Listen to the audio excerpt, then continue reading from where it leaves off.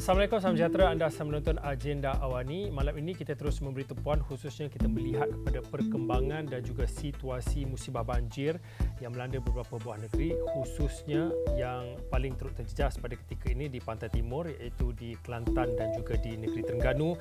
Kalau diikutkan daripada angkanya, ia sudah melepasi pada 25,000 ataupun 26,000 mangsa banjir yang ditempatkan di ratusan pusat pemindahan sementara PPS yang dibuka. Dan selain pada kita melihat kepada angka dan juga berapa jumlah mangsa yang terjejas akibat musibah bencana ini, kita juga ingin melihat kepada pengurusan operasi bencana dan juga kita melihat kepada bagaimana koordinasi penyaluran bantuan dilakukan, bukan sahaja melibatkan agensi kerajaan seperti NADMA, tetapi seperti kita semua sedia maklum, apabila berlakunya bencana banjir seperti yang berlaku tahun-tahun sebelumnya, sudah tentu keterlibatan dan juga penyertaan daripada badan bukan kerajaan dan juga komuniti seperti Mercy Malaysia juga antara yang terkehadapan dalam menghulurkan misi bantuan kecemasannya. Saya nak bersama dengan Presiden Mercy Malaysia, Datuk Dr. Ahmad Faizal Firdaus. Assalamualaikum, Datuk. Waalaikumsalam warahmatullahi. Doktor, kalau boleh dikongsikan pada waktu ini sedikit update. Kami ada juga mendapat maklum balas ataupun mendapat perkembangan daripada rakan-rakan kami yang berada di Kelantan dan juga di Terengganu secara khususnya. Tapi saya juga difahamkan Mercy juga telah menggerakkan kumpulan ataupun unit bertindak di beberapa kawasan ataupun di beberapa jahat. Mungkin ada sedikit laporan daripada on ground ataupun daripada lapangan yang boleh dikongsikan. Bagaimana keadaan semasa, kalau kita boleh beri, Mercy Malaysia boleh beri sedikit gambaran tentang situasi banjir khususnya di Pantai Timur. Datuk, silakan. Terima kasih. Yang pertama sekali, keadaan dalam fasa berjaga-jaga telah pun diumumkan seawal 2 minggu lepas oleh pihak Met Malaysia dan juga NADMA. Dan ini berubah menjadi keadaan berstatus bertindak dan berwaspada pada minggu lepas, dan pada hujung minggu, terutamanya pada 24-25 hari bulan, kita telah melihat hujan berterusan di 3-4 negeri, dan ini telah meningkatkan paras air di beberapa sungai utama, khususnya di negeri-negeri Kelantan, Terengganu dan Pahang. Ada sedikit juga sudah mula naik di Johor, di Mersing, dan dalam 24 jam yang lepas banjir telah mula dilaporkan di Sabah, walaupun keadaan masih lagi terkawal di Johor dan Sabah. Jadi sekarang ini untuk 2-3 hari yang kebelakangan ini, tumpuan utama di negeri-negeri Pantai Timur Semenanjung, di mana ramalan Met Malaysia bahawa hujan berterusan bermula daripada 24 sehingga 25 dan seterusnya bersambung hingga 26, dan ada yang di setengah kawasan hingga hari ini 27 hari bulan, telah pun menjadi kenyataan, dan paras air juga telah melepasi paras bahaya, terutama sekali Sungai Kelantan dan Sungai Nal di Kelantan, dan juga beberapa sungai di Terengganu. Beberapa daerah telah terkesan hebat di Kelantan, terutamanya Pasir Mas, tapi juga Kuala Krai, ya, dan Rantau Panjang di Terengganu, Hulu Terengganu, tapi juga telah melibatkan kawasan-kawasan yang lebih dekat dengan kawasan hilir, iaitu seperti Kemaman. Dan di Pahang, alhamdulillah, untuk 24 jam yang terakhir ini, walaupun pada hujung minggu lihat seperti paras air akan naik dengan mendadak, paras air mula menurun di setengah-setengah kawasan, dan ada antara mereka yang telah diarah berpindah telah dapat pulang ke rumah hari ini. Buat masa ni, setakat pagi ini, kita ada lebih 28,000 orang pemangsa ataupun mangsa banjir yang telah pun dipindahkan. Majoriti 15,000 lebih kurang yang berada di negeri Kelantan, daripada daerah-daerah Pasir Mas, Kuala Krai, Rantau Panjang, dan kemudian 10,000 lebih kurang daripada Terengganu, walaupun ada penurunan sedikit kalau banding dengan malam tadi. Kedua-dua Terengganu dan Kelantan telah memperlihatkan peningkatan mereka yang terpaksa dipindahkan secara rasmi, mulai daripada 26, iaitu semalam, 26 hari bulan siang. Dan di Pahang pula angka telah menurun hingga beberapa ratus awal pagi, dan sekarang menurun lagi tengah hari ini. Tapi keadaan mula banjir di Sabah dan Johor, di Mersing khususnya. Cuma di Sabah dan di Johor ini keadaan masih terkawal dan jumlah angka mangsa banjir masih lagi dalam bilangan yang sangat rendah, iaitu dalam sekitar 100 orang lebih.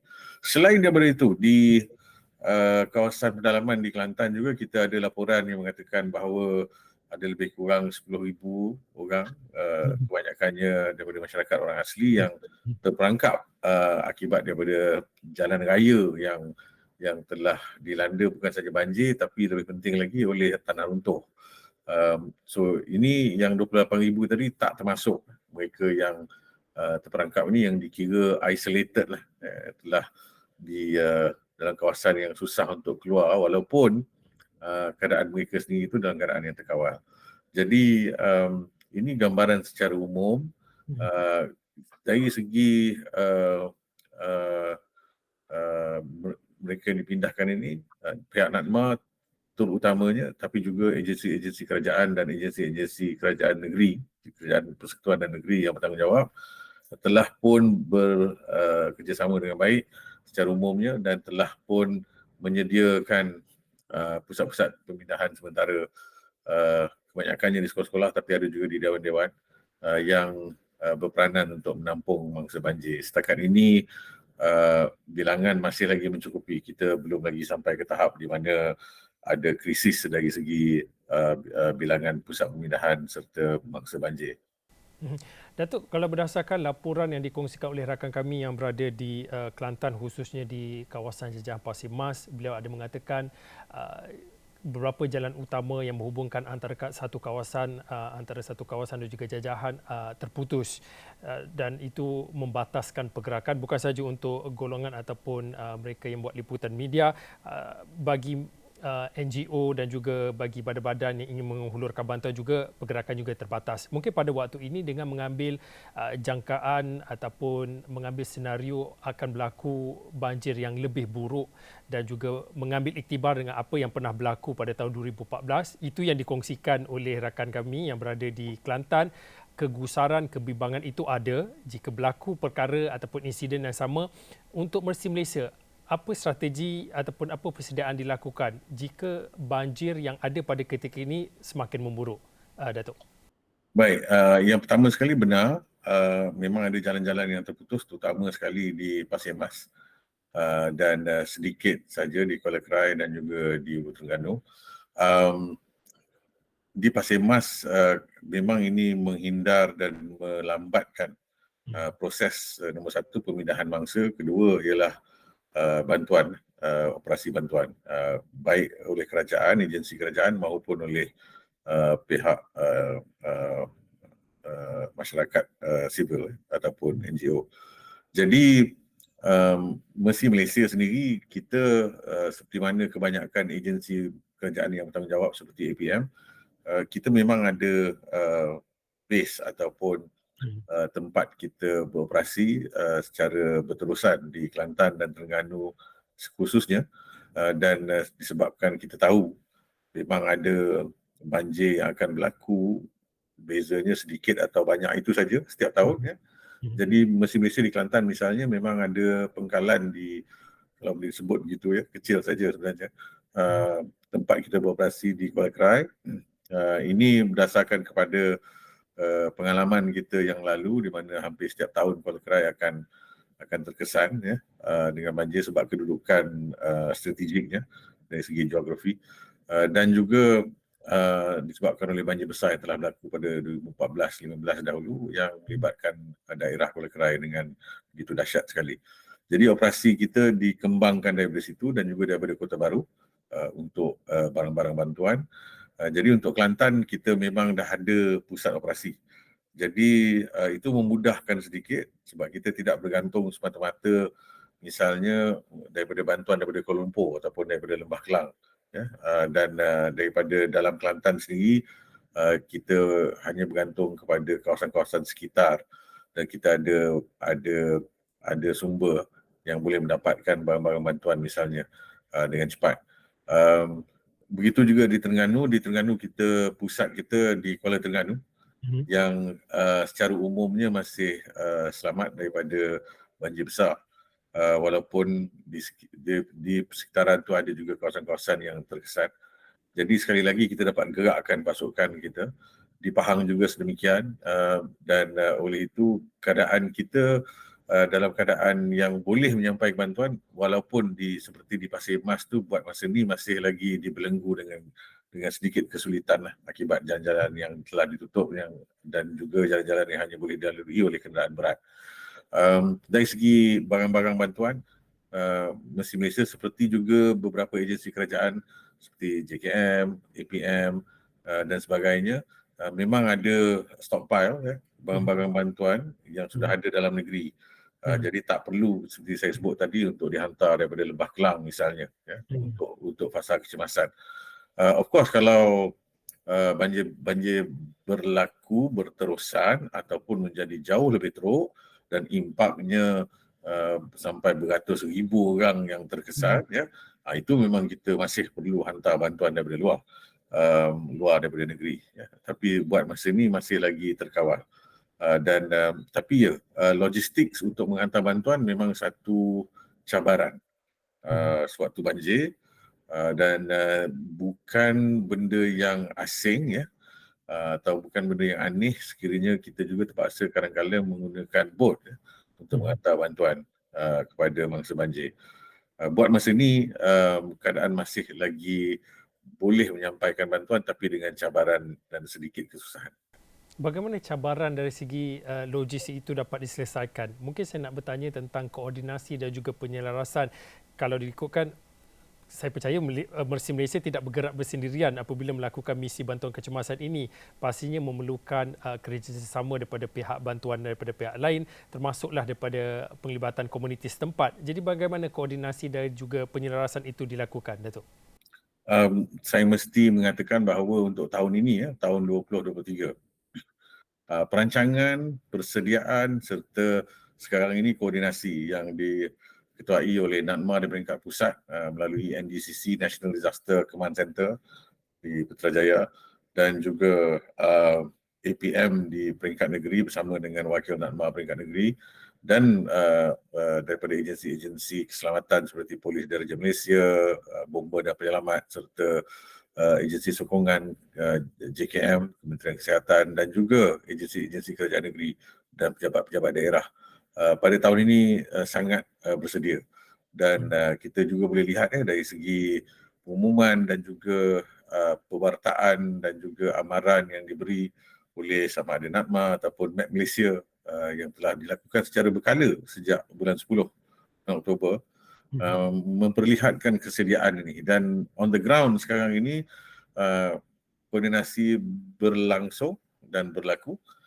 Of course bila kita sebut tentang coordination kita di Mesir Malaysia dah buat kerja ni dah lebih 24 tahun, hampir 25 tahun. Tidak ada yang sempurna, tak ada yang perfect. Itu hampir mustahil untuk dicapai, baik di peringkat dalam negara ataupun di luar negara, di peringkat antarabangsa pun sama.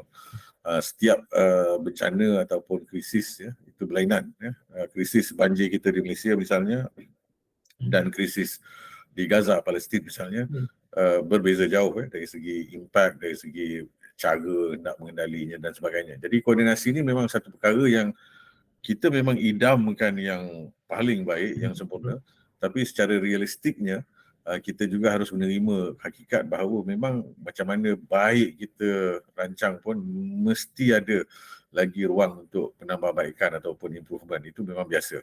Cuma tahun ini saya boleh kata lebih bersedia. Setakat ini juga disebabkan impak kesan daripada banjir ini masih lagi dalam lingkungan terkawal, baik dari segi daerah yang terlibat. Dia tidak melibatkan seluruh negeri Kelantan misalnya, dan juga tidak melibatkan seluruh negeri Terengganu walaupun banyak daerah yang dah terlibat. Masih lagi terkawal dari segi geografi. Dari segi impak kepada bilangan penduduk yang menjadi mangsa juga masih lagi terkawal. Belum lagi mencecah lebih daripada 50,000 misalnya di setiap negeri. Jadi kita masih dalam keadaan yang koordinasi masih berjalan dengan agak baik. Pihak JKM diamanahkan untuk mengetuai untuk persediaan makanan dan juga keperluan-keperluan kebajikan untuk mangsa-mangsa banjir misalnya pihak Kementerian Kesihatan dibertanggungjawabkan untuk mengetuai uh, bahagian kesihatan, Polis Diraja Malaysia dan agensi-agensi keselamatan lain juga bertindak dalam elemen keselamatan. Begitu juga dengan APM. APM ni dia semua ada, ya. Kebajikan ada, barang makanan ada, barang bantuan ada, keselamatan pun dia terlibat juga. Dan NADMA bersama dengan Wakil Kerajaan Negeri dan daerah serta APM secara umumnya mengkoordinasi dan disokong oleh agensi seperti Med Malaysia. Untuk NGO, kita ucapkan terima kasih lah kepada NADMA kerana daripada awal lagi, daripada bulan 9 lagi, sebelum bulan 10 lagi dah dimulakan mesyuarat dan juga perbincangan di peringkat pusat dan juga di peringkat negeri. Dan Malaysia juga telah mengambil bahagian dalam setengah daripada perbincangan ini, baik dengan NADMA ataupun bersama juga dengan APM ataupun Med Malaysia. Jadi kita dalam keadaan yang lebih bersedia tahun ini. Untuk komuniti, kalau ada yang nak kita menambah baik dengan lebih banyak, walaupun sudah dilakukan juga, ialah mungkin dari segi penglibatan komuniti, penglibatan masyarakat secara langsung dalam perancangan dan dalam persediaan, supaya bila berlaku banjir, masyarakat bersedia untuk berpindah, untuk dipindahkan, dan bersedia tu dalam keadaan yang cukup bersedia lah. Maknanya dah boleh alihkan kenderaan supaya tak rosak, tak dihanyutkan oleh banjir ke tempat yang lebih selamat misalnya. Telah pun bersedia untuk dipindahkan bersama-sama dengan dokumen-dokumen penting, ya. Bukanlah dalam keadaan yang tergesa-gesa dan tergopoh sampai perkara-perkara penting macam ni boleh hilang dan boleh rosak, ya. Dan perkara ini nampak kecil pada awalnya, ya, tapi akan menimbulkan masalah yang besar kemudian. Dan ini antara perkara yang kita sedang juga usahakan untuk kita perbaikilah dari masa ke semasa.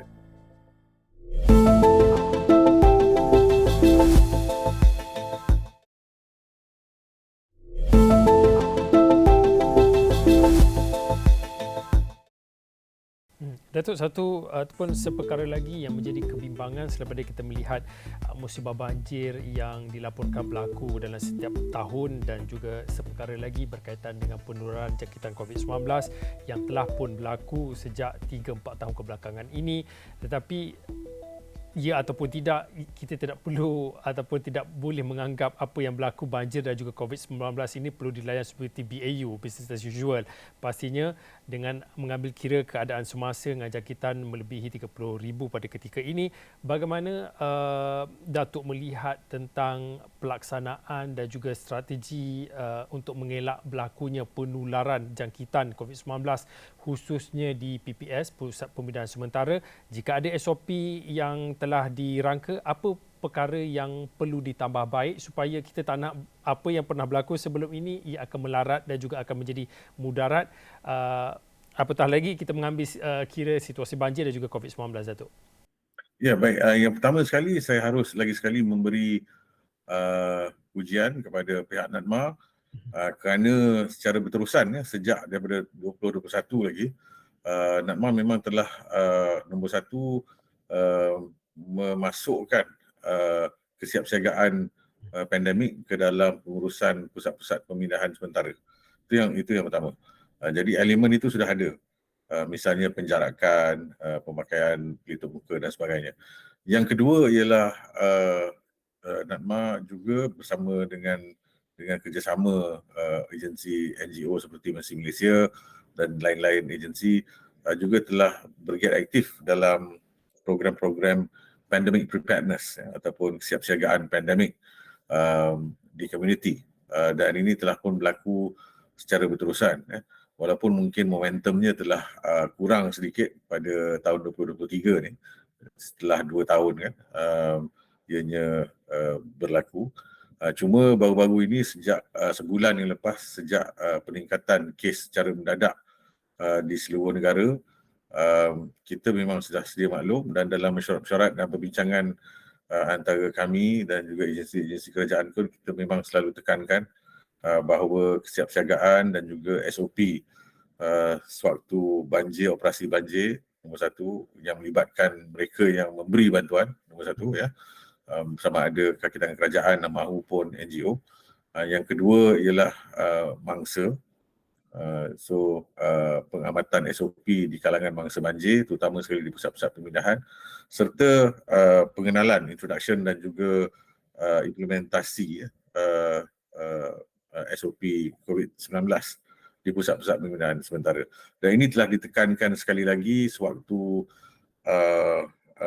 diberi taklimat oleh Kementerian Kesihatan baru-baru ini, di mana Yang Berhormat Menteri Kesihatan yang baru serta Ketua Pengarah Kesihatan sekarang, Datuk Razi, juga menyebut tentang kesiapsiagaan dan juga SOP di PPS sewaktu operasi banjir. Jadi Kementerian Kesihatan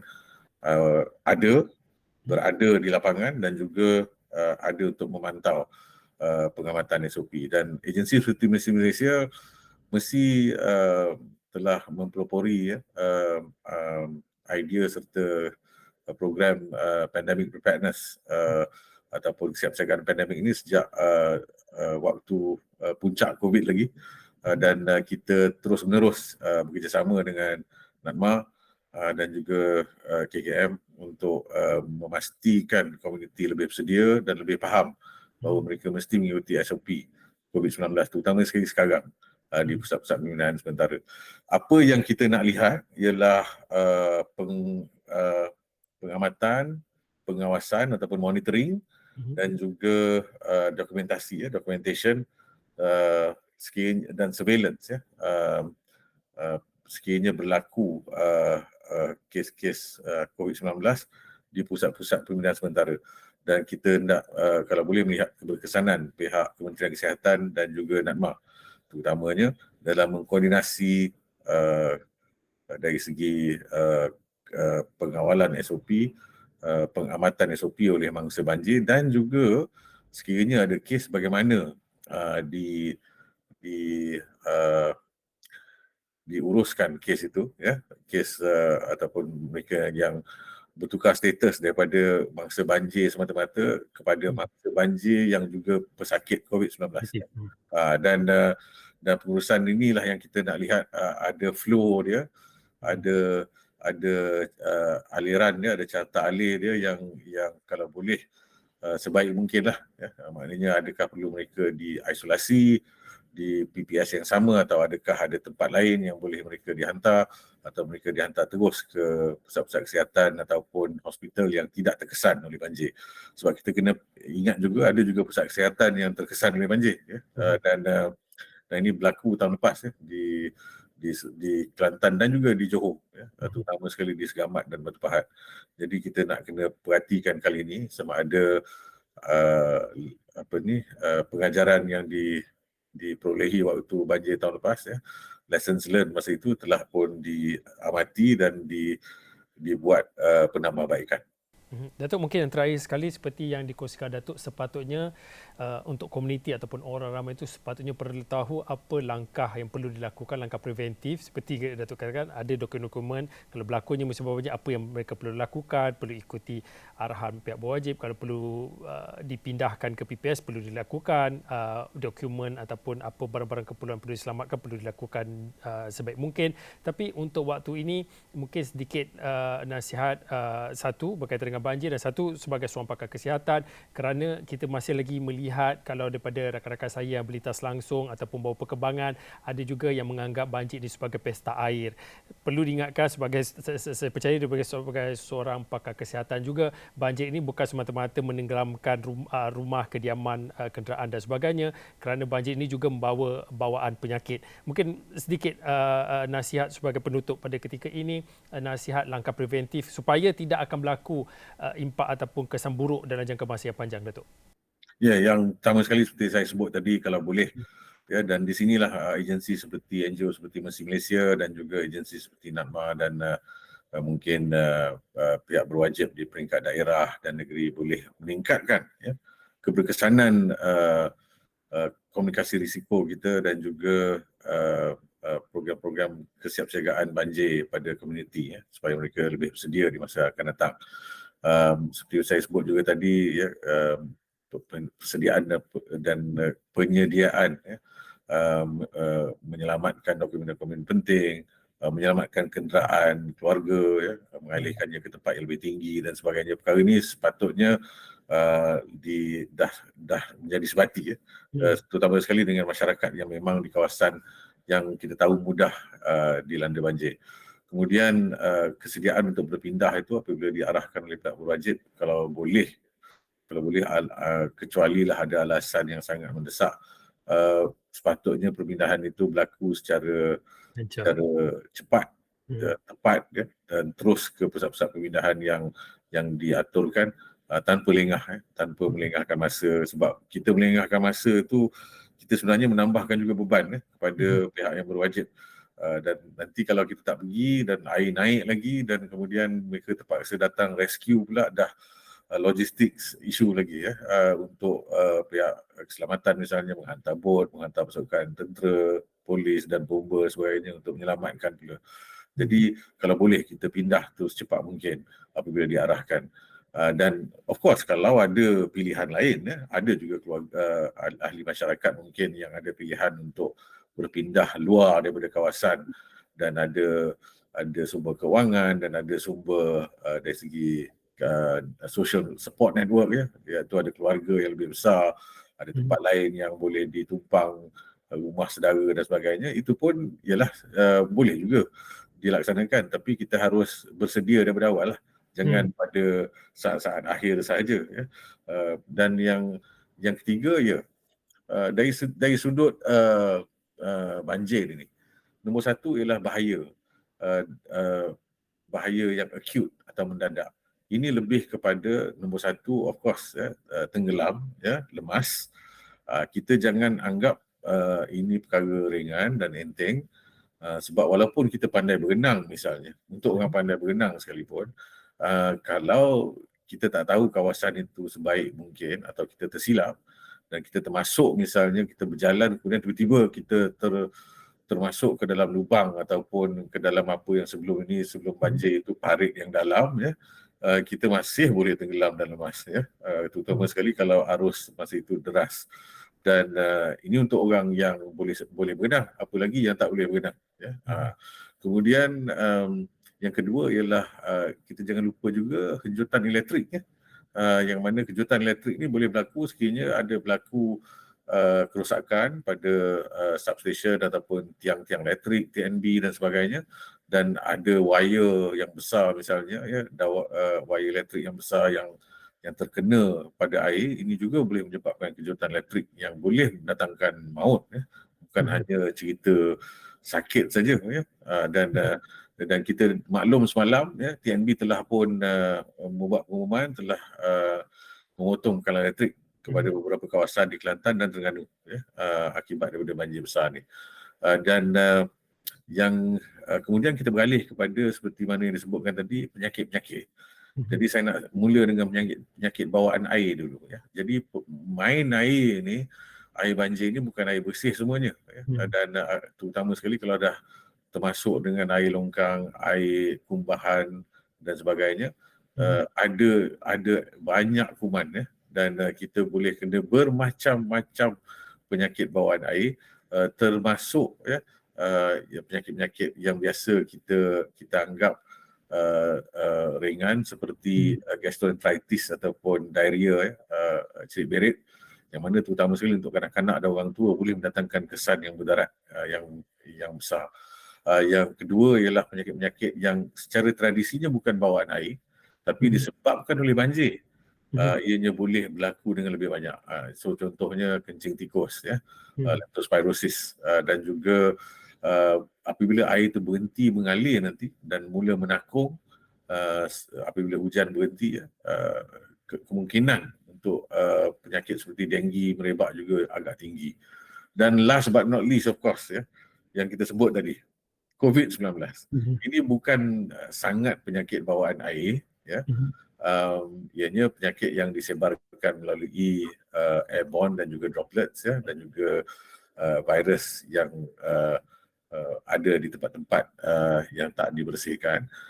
Namun dengan adanya banjir, ya, ia menambahkan risiko, ya, menambahkan risiko COVID-19 sebab mungkin bahagian badan kita basah, ya, pakaian kita basah dan sebagainya, kemudian kita pegang orang lain ya, ataupun kita dalam keadaan pakai pelitup muka tapi pelitup muka pun basah ya, kemudian orang lain batuk atau kita batuk. Jadi jangkitan COVID-19 boleh berlaku. Dan lagi sekali, jangkitan COVID-19 seperti mana yang dimaklum sekarang, untuk mereka yang dah divaksinasi dan umur muda ya, secara umumnya kalau kena pun memanglah kesan dan gejalanya tak berapa teruk. Tapi yang kita risaukan ini adalah mereka yang lebih tua, warga emas, ya, terutama sekali mereka yang ada komorbid, penyakit-penyakit lain, dan juga kanak-kanak yang sangat kecil, ya, yang mana imunitinya masih belum kuat. Jadi mereka ini dua golongan ekstrim ini, ya, yang sangat tua dan sangat kecil, dan juga golongan yang ada komorbid atau golongan yang unfortunately tidak divaksinasi, mereka semua berisiko tinggi. Dan kita harus mematuhi SOP yang diamalkan, yang dikenakan oleh pihak berwajib di pusat-pusat pembinaan sementara. Tapi juga untuk kita yang tidak ada di pusat pembinaan sementara itu, untuk kita yang lain juga, yang berada di bandar misalnya, yang berada di Pekan, Pasir Mas, Kuala Kerai, Kemaman dan sebagainya, untuk mematuhi SOP COVID-19 ini sebaik mungkin. Okey, baik, terima kasih Datuk Dr. Ahmad Fazal Firdaus, Presiden Mercy Malaysia, yang berkongsi pandangan dan juga perkembangan terkini unit ataupun tim Mercy Malaysia yang berada di lapangan dan melihat kepada bagaimana penyelarasan dan juga koordinasi misi bantuan kecemasan banjir digerakkan dengan mengambil kira jika ada senario ataupun situasi banjir yang lebih buruk berlaku. Terima kasih sekali Datuk atas perkongsian sebentar tadi. Saya kira itu saja untuk waktu ini. Agenda awal ini, saya Fauzi Zain, selamat.